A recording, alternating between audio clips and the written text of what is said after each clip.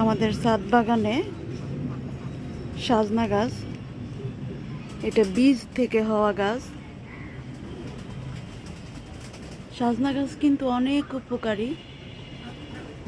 এই গাছের পাতা, সজনে ডাঁটা আর হলো গাছের ছাল, শিকড় সবই খাওয়া যায় এবং সবই খুবই উপকারী সবজির মধ্যে পড়ে।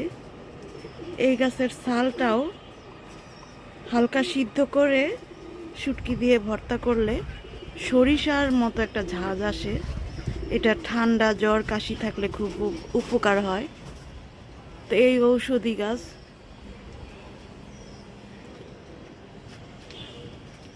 ছাদ বাগানে এরকম একটা গাছ থাকা ভাগ্যের ব্যাপার।